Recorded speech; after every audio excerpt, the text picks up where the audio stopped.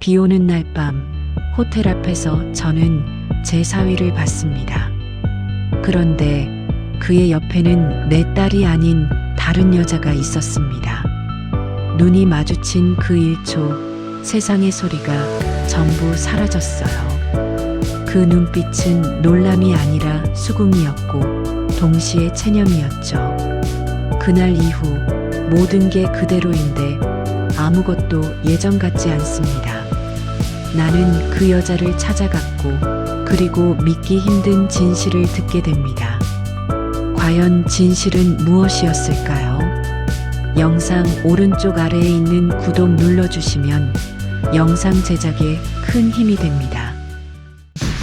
1장 비 오는 밤 호텔 앞 11월의 비는 차갑게 내리고 있었다. 지인의 생일 모임을 마친 은자는 우산을 펼치며 택시를 기다리고 있었다. 그때 불현듯 그녀의 시선이 호텔 로비 안쪽으로 향했다. 유리문 너머로 보이는 따뜻한 조명, 그리고 그 빛 아래 서 있는 두 사람. 은자의 심장이 멈췄다. 사위였다. 분명히 사위 민호였다. 짙은 회색 코트를 입은 그의 뒷모습은 너무나 익숙했다. 그런데 그 옆에 긴 생머리를 한 여인이 서 있었다. 그들은 말을 하고 있지 않았다. 그저 마주보고 있었다. 하지만 그 침묵이 오히려 더 시끄러웠다. 아니야, 착각이겠지. 저 사람이 왜 여기 있어? 은자는 우산을 쥔 손에 힘을 주었다. 발을 때려 했지만 몸이 말을 듣지 않았다. 마치 누군가 등 뒤에서 그녀를 붙잡고 있는 것처럼 그 자리에 고정되어 버렸다. 그때였다. 사위가 고개를 돌렸다. 그리고 은자와 눈이 마주쳤다. 2초? 아니, 3초였을까? 세상의 모든 소리가 사라졌다.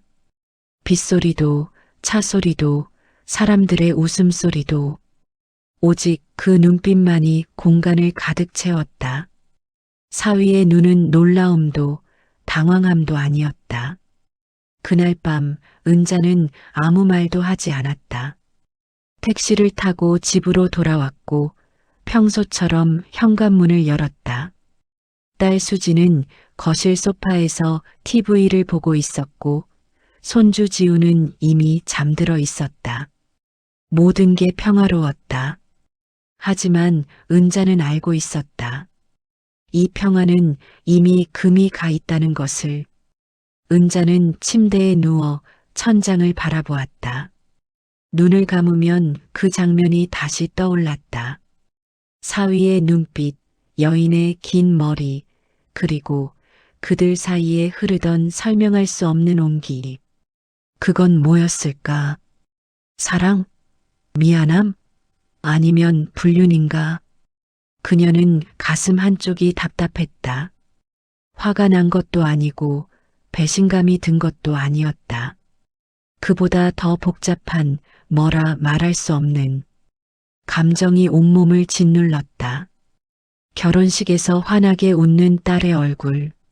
사위 민호가 딸의 손을 잡으며 말했다.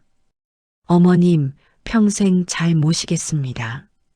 그 말이 거짓은 아니었다고 은자는 믿고 싶었다. 민호는 성실했고 다정했고 책임감 있는 남자였다. 수지는 행복해 보였다. 지우도 건강하게 자라고 있었다. 그런데 왜 그 눈빛은 그렇게 슬펐을까?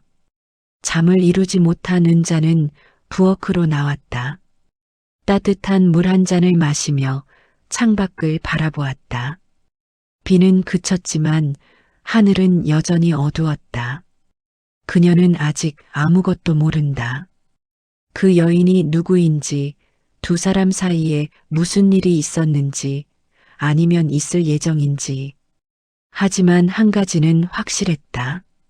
그날 밤 호텔 앞에서 자신이 목격한 것은 단순한 우연이 아니라는 것. 2장 흔들리는 일상.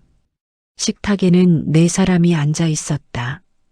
딸 수진, 사위 민호, 3살배기 손주 지우, 그리고 은자. 민호는 지우의 숟가락질을 도와주며 웃고 있었다. 지우야, 밥 먹어야 쑥쑥 크지? 지우가 까르르 웃었다.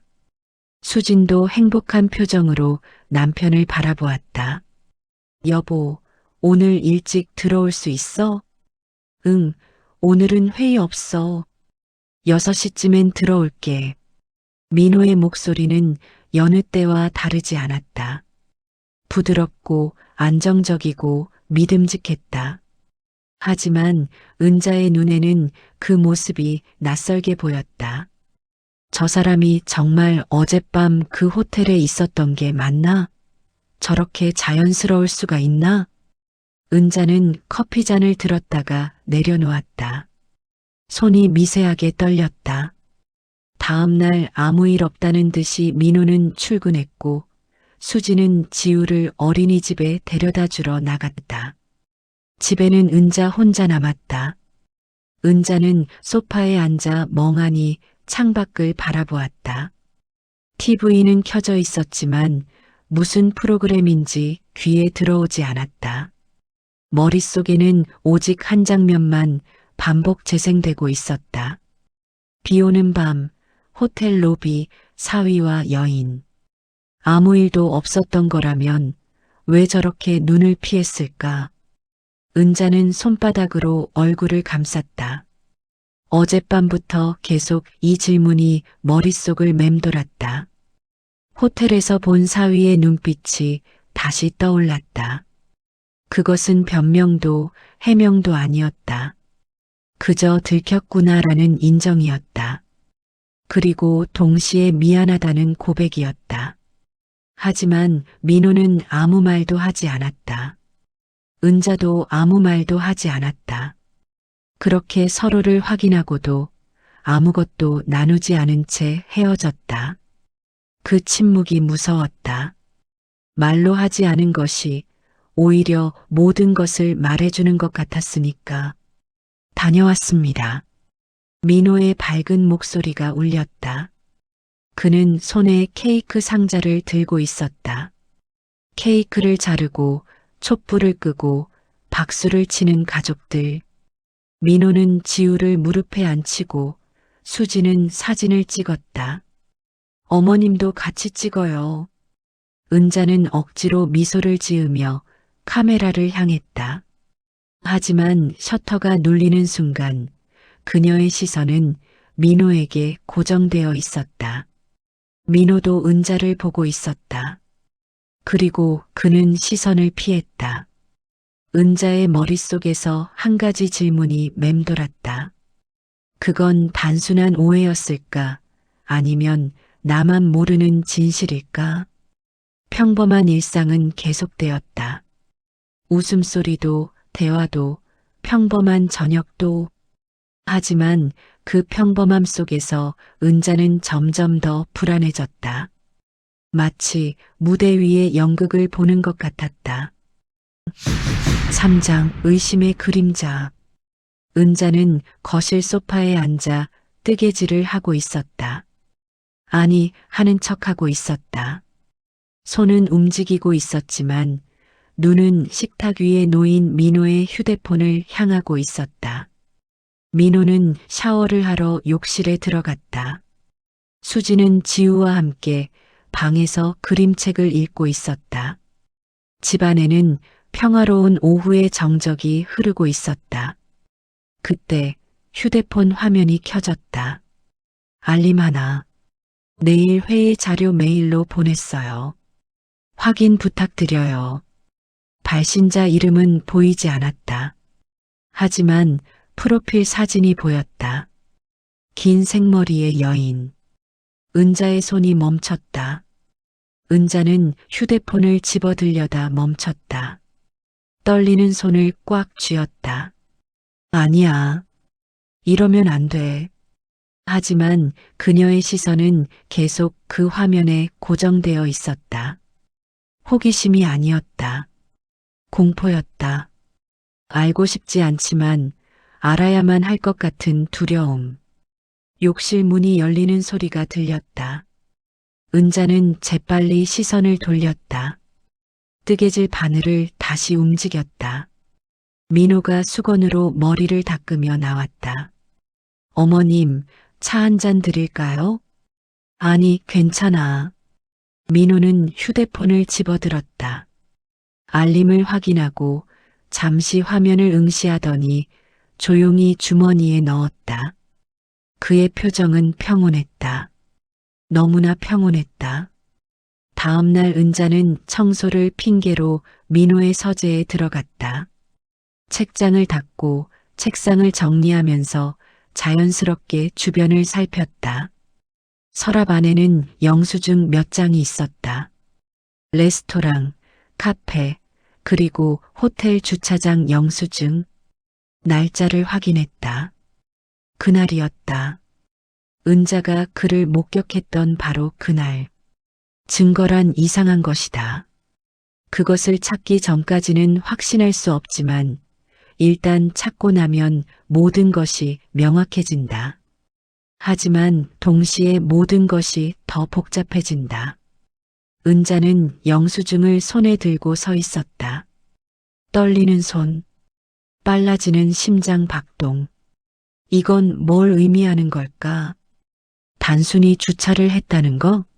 아니면 그녀는 영수증을 다시 서랍에 넣었다. 하지만 그 숫자들은 이미 머릿속에 각인되어 있었다.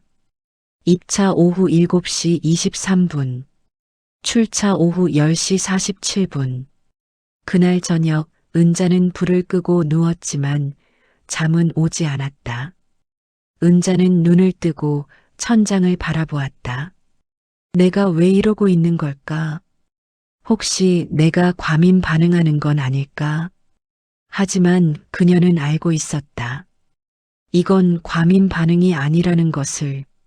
그날 밤 본 눈빛은, 영수증의 시간은, 그리고 휴대폰 알림은 모두 우연이 아니라는 것을. 그는 거짓말을 하고 있는 걸까? 아니면 그저 말하지 않고 있는 것뿐일까? 다음 날 아침 은자는 민호가 출근하는 모습을 창문 너머로 바라보았다.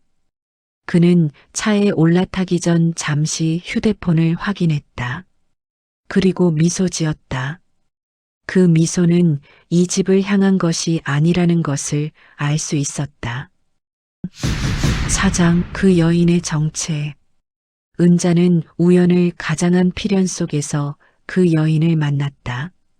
민호의 회사 근처 카페를 은자는 며칠 동안 관찰했고 마침내 그녀를 발견했다. 긴 생머리, 단정한 정장 차림, 노트북을 펼치고 커피를 마시는 모습이 세련되어 보였다. 그녀는 30 중반쯤 되어 보였다. 수진보다 5살쯤 어렸을까? 은자는 같은 카페에 들어가 창가 자리에 앉았다. 그녀를 관찰하면서 여인의 휴대폰이 울렸다. 그녀는 미소를 지으며 전화를 받았다. 응, 지금 카페에 있어. 회의 자료? 다 준비했어. 걱정 마. 목소리가 부드러웠다. 친근했다. 그리고 무언가 친밀했다. 은자는 커피잔을 들었다. 손이 떨렸다. 여인이 통화를 끝내고 다시 노트북을 보는 순간 은자는 결심했다. 실례합니다. 은자가 다가갔다. 여인이 고개를 들었다. 네. 혹시 민호 씨 아세요? 김민호. 순간 여인의 표정이 굳었다. 미세하게 하지만 분명하게. 아, 네. 같은 회사 다니는데요. 누구세요? 저는 민호 처가 쪽 사람이에요. 여인의 얼굴이 창백해졌다. 그녀는 노트북을 천천히 닫았다. 앉으시겠어요? 두 여인이 마주 앉았다.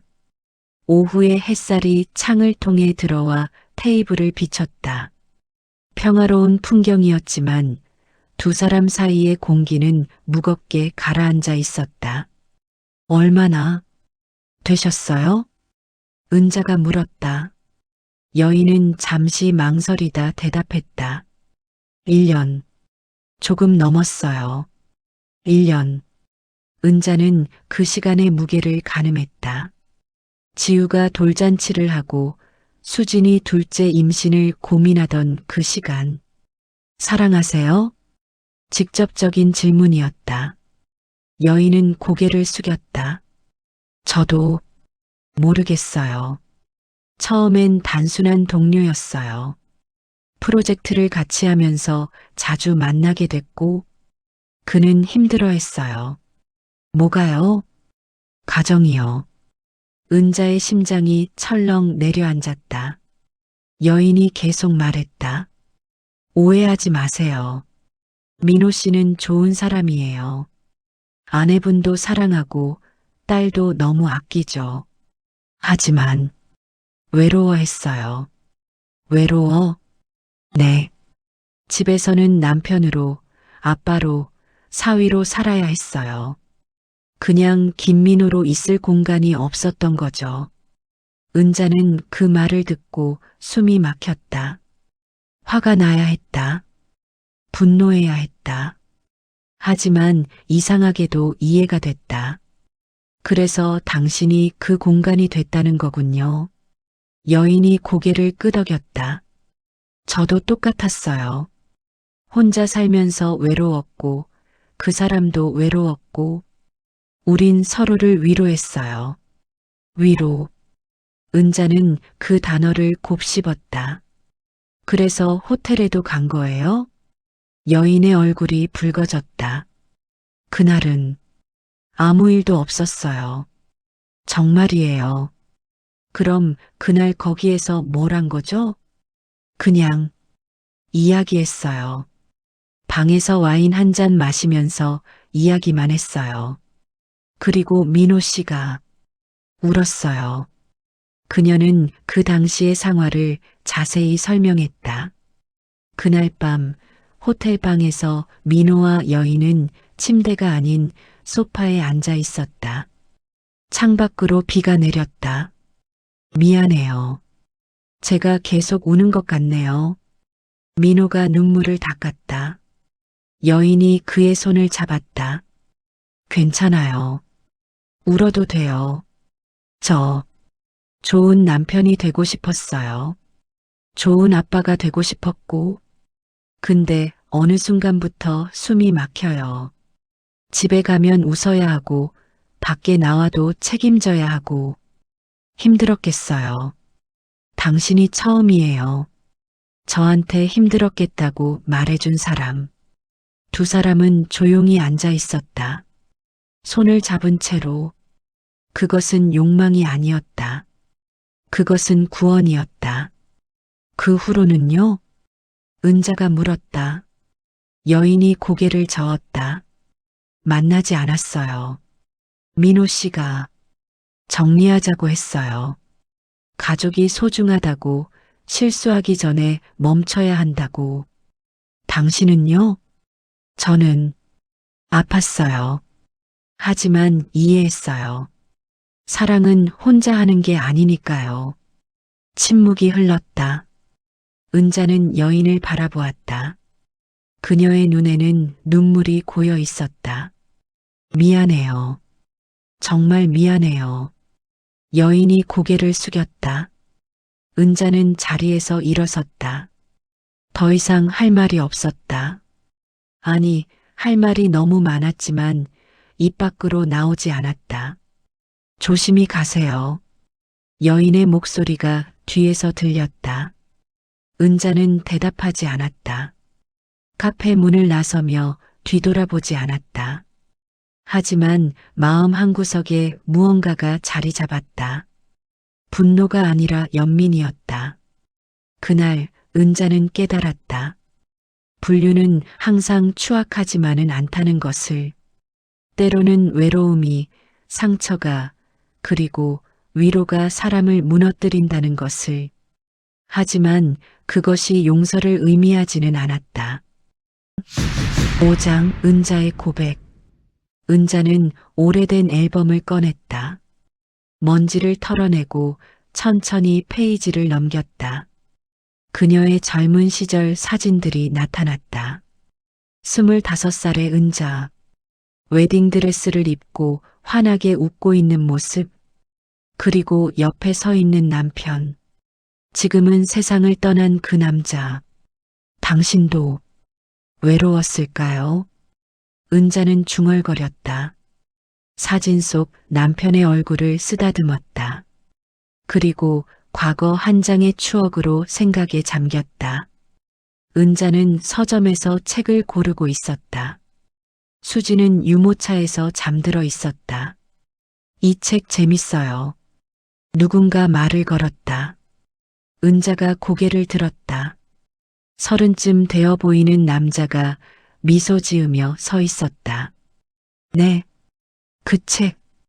저도 읽었는데 정말 좋더라고요. 추천해요. 아, 감사합니다.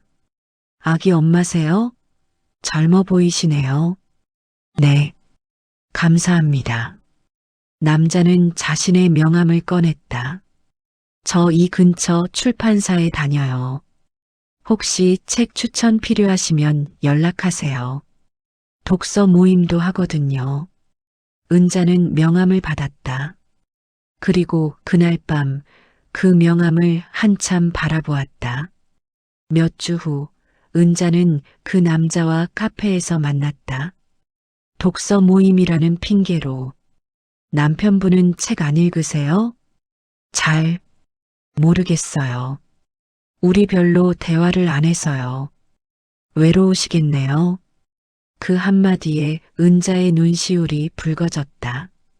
외롭다는 말. 오랜만에 들어봐요. 남자는 조용히 그녀의 손을 덮었다. 괜찮아요. 여기서는 그냥 당신으로 계셔도 돼요. 사람은 사랑이 아니라 위로에 약하다. 은자는 그날 그 사실을 배웠다. 그리고 위험한 줄 알면서도 그 온기에서 벗어나지 못했다. 몇 달 후 은자는 호텔 복도를 걷고 있었다. 심장이 미친 듯이 뛰었다. 남자는 앞에서 방키를 꺼냈다. 들어가실래요? 은자는 멈춰섰다. 손이 떨렸다. 저 못할 것 같아요. 괜찮아요. 천천히 생각하세요. 하지만 은자는 방으로 들어가지 않았다. 복도에 서서 한참을 울었다. 미안해요. 저 결혼했어요. 아이도 있고 알아요. 그런데 왜 저한테? 당신이 외로워 보여서요. 저도 외로웠고요. 남자는 그녀를 안았다. 그리고 키스했다. 조용히 방문을 열고 침대로 향했고 그들은 서로의 체온을 느끼면서 서로의 몸을 탐했다. 그게 처음이자 마지막이었다. 그날 두 사람은 헤어졌다. 과거의 추억을 회상했던 은자는 앨범을 닫았다. 눈물이 흘러내렸다. 나도 그랬었지. 사위와 똑같은 짓을. 그녀는 중얼거렸다. 30년 전 그 기억이 여전히 선명했다. 죄책감도 후회도 그리고 그때의 온기도. 다음 날 아침 은자는 민호를 바라보았다. 그는 평소처럼 지우에게 밥을 먹이고 있었다. 민호, 네 어머님, 나 할 말이 있어요. 수진이 놀라서 엄마를 보았다. 엄마 무슨 일이에요? 아니, 민호하고만 잠깐. 6장 선택의 밤. 그날 저녁 옥상 정원에서 은자는 민호에게 문자를 보냈다. 오늘 저녁 옥상에서 잠깐 이야기 좀 하자. 민호는 답장을 보냈다. 네, 어머님. 짧은 대답이었지만 그는 알고 있었다. 무슨 이야기가 오갈지. 옥상에는 두 사람만 있었다. 도시의 불빛이 아래로 반짝였고 찬 바람이 불었다. 은자는 보온병에서 차를 따랐다. 민호에게 건넸다. 추운데 따뜻한 거 마셔요. 감사합니다. 민호는 차를 받아들었지만 마시지 않았다. 은자도 마찬가지였다. 침묵이 흘렸다. 민호. 네. 그 여자 만났어요. 민호의 손이 멈췄다. 차가 조금 흔들렸다. 어머님, 아무 말 안 해도 돼요. 다 들었으니까. 민호는 고개를 숙였다. 죄송합니다. 사과는 나한테 할 게 아니에요. 알고 있습니다. 다시 침묵. 은자는 난간에 팔을 올리고 도시를 바라보았다. 민호, 나도 젊었을 때 비슷한 일이 있었어요. 민호가 놀라서 은자를 보았다. 어머님이요? 응. 수진 아빠가 무관심했어요. 집에만 오면 신문 보고 TV 보고 나한테는 관심이 없었죠. 그때 한 남자가 나한테 따뜻한 말 한마디 해줬어요. 외로우시겠어요? 라고. 은자는 민호를 돌아보았다. 그 말 한마디에 나는 흔들렸어요. 단 한 번의 실수가 있었지. 은자는 민호의 손을 잡았다. 차가운 손이었다. 민호, 나는 당신을 미워하지 않아요. 어머님. 하지만 이해하는 것과 용서하는 건 달라요. 민호의 눈에 눈물이 고였다. 감사합니다. 감사는 무슨. 그냥 잘하세요. 수진이한테. 네. 평생 잘하겠습니다.